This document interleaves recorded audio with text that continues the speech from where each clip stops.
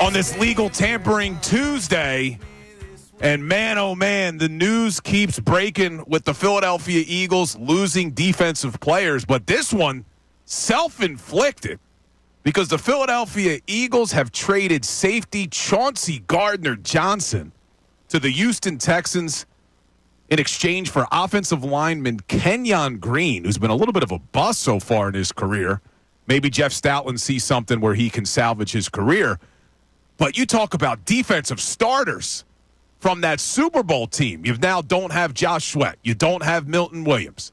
You don't have Oren Burks, who started in the Super Bowl. You don't have Isaiah Rodgers, who played some meaningful reps. And now you don't have CJ Gardner-Johnson. Mike, what is going on? Well, listen, the CJ Gardner-Johnson situation to me is they were exasperated. I mean, he played well for them, but I think that they read tea leaves a lot, and they go, okay, this guy's like a temp. He's like a grenade that you roll on the ground, and it keeps rolling and rolling and rolling, and you know it's going to explode eventually, right? And I think that they're trying to move him before the explosion happens. He's just that type of guy. They don't trust him. See, the thing is, and I get that. You're spot on probably with his type of personality. But one of the things we heard last offseason was that defense was lacking that dog, that attitude, and Chauncey added that. He certainly added that. But guess who also does? Sidney Brown, if he's ready. See, I wonder because you're saying Sidney Brown, but if you actually look, the first man off the bench when there was an injury at the safety position, it was Tristan McCullum. Yeah, but that's so. Do they like Tristan McCullum? Because Sidney Brown wasn't ready yet. He was coming off an injury. They're working him. They didn't trust him yet. I think they trust him now. I think that Sidney Brown is more Fangio's type of player because he brings the attitude without the baggage. Yeah, I'm looking here. So last year, Sidney Brown, and part of this was injury related. You're right.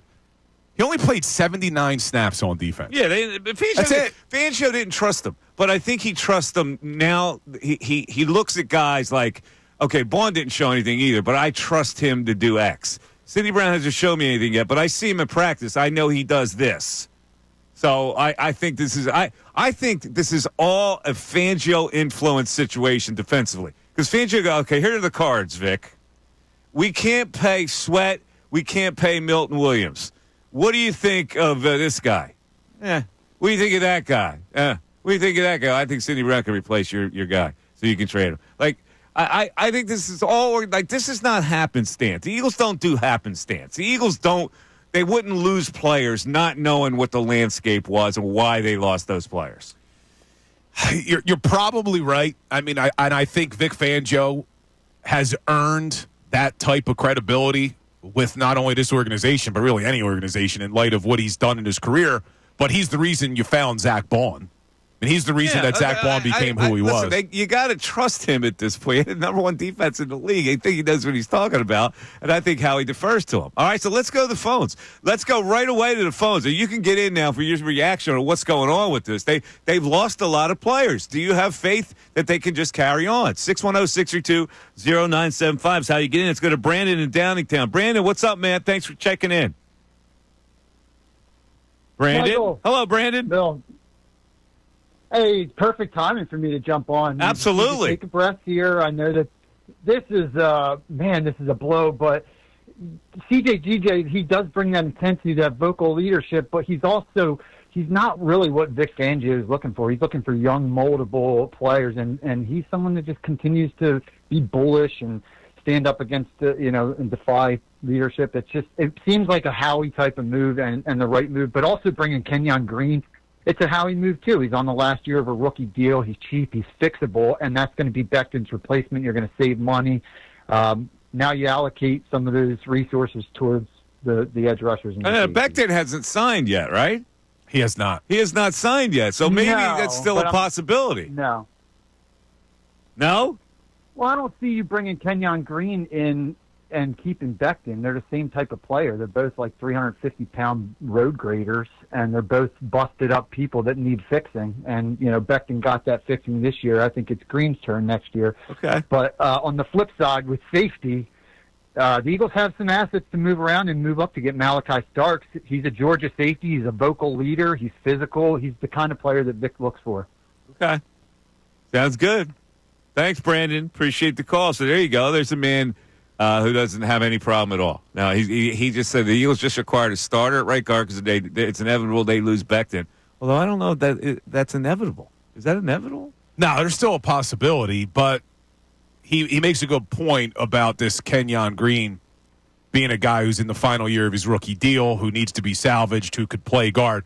But at the same time, you probably need a little bit of depth along that offensive line. So if you do bring back Mekhi Becton and you still have Tyler Steen, do you lose Fred Johnson?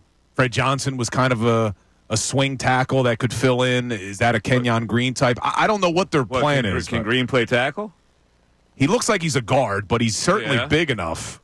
Who knows? I mean, we didn't think Mekhi Becton could play guard when he got here. So I don't know. Jeff Stoutland, whatever he wants to do, I trust him. And if he signed off, just like you said, Fangio signing off on some of these defensive players out the door. You know what's funny? The coincidence of us talking about Gardner-Johnson, CJ Gardner-Johnson, Chauncey Gardner-Johnson, based on the Slay thing. Do you think that had any influence at all on the move that they made? Because we hadn't been hearing anything that he was in trouble, going to be moved, they didn't like him, whatever. All of a sudden, bang, and it comes on the heels of that Slay thing. And you were worried if they brought them both back. Yeah. I wonder if it wasn't just this recent thing with Darius Slay that we saw unfold on Twitter, and it was more of maybe what had been going on all season long behind the scenes in a similar fashion that we didn't know about. Whereas Chauncey Gardner-Johnson, was he more of an issue than we even realized throughout the season? He probably was. Because this just seems like a strange move. His track record is he's an incident anywhere he goes. But the Eagles took the chance because they needed it. And what it resulted in was a Super Bowl.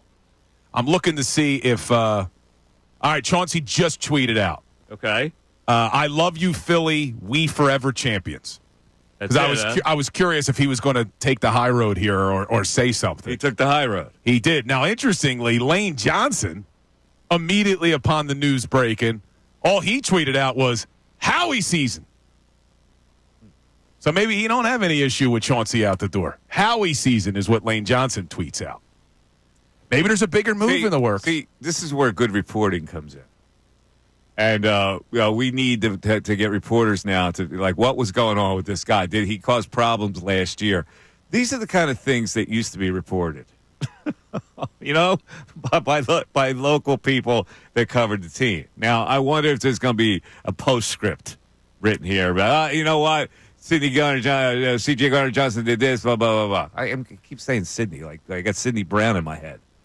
Well, maybe he should be in your head because that may be the replacement. Yeah, it is. It's interesting, though, that with all the chatter about maybe Dallas Goedert moving on and certain players that the Eagles were interested in signing or not signing, we haven't heard anything that Chauncey Gardner-Johnson could be on the way out. Like, not a single reporter had this. So is this something that just came – see, this doesn't seem like something that just popped up today. No. Right? This is something that had to be – they knew they wanted to move on from him. Yeah. All right. Take a break. We got plenty of feedback got to get to here. 610-632-0975. Blind faith in Howie, or are you a little, like Bill, concerned about this defense now? Number one defense. Fragmented all of a sudden. We're back after this. Fanatic Sports Update. I'm Austin Jones, and this is your Fanatic Sports Update. This update is sponsored by Bank of America. Whether you run a local shop or a global enterprise, Bank of America gives you access to business solutions to make every matter. What would you like the power to do? Find out at bankofamerica.com/banking for business. Now, as you've just heard, CJ Gardner-Johnson has just been traded to the Houston Texans for Kendrick Green and also some draft picks. That is just only the beginning of NFL free agency that the Eagles have suffered losses. Milton Williams has signed with the Patriots. Josh Sweat signed with the Cardinals. Isaiah Rodgers with the Vikings. Oren Burks with the Bengals. And then the Eagles traded Kenny Pickett to the Cleveland Browns for a 5th-round pick and quarterback Dorian Thompson-Robinson. If there's any more movement, we will make sure to keep you updated here at the Fanatic. The 76ers fell to the Hawks 132-123 last night. Up next are the Toronto Raptors Wednesday night. Tip-off is set for 7:30, and you can listen to the game here on the Fanatic. The Flyers are back on the ice as they host the Ottawa Senators tonight in South Philly. Puck drop is set for 7 p.m., and you can listen to the game here on 97.5 The Fanatic. And Mick Abel is on the mound today for the Phillies versus the Boston Red Sox. First pitch, 105. I'm Austin Jones on the home of the 76ers and Flyers, 97.5 The Fanatic, 97.5thefanatic.com. Hey everybody, it's Bill Colarulo. Thanks for watching. We appreciate it. Make sure you like and subscribe to our channel so you can engage during the show, and you're not going to want to miss all the content that we post. It's not only the live videos, it's videos after the fact. It's our shorts. It's all the content you want as a Philadelphia sports fan. Looking forward to connecting.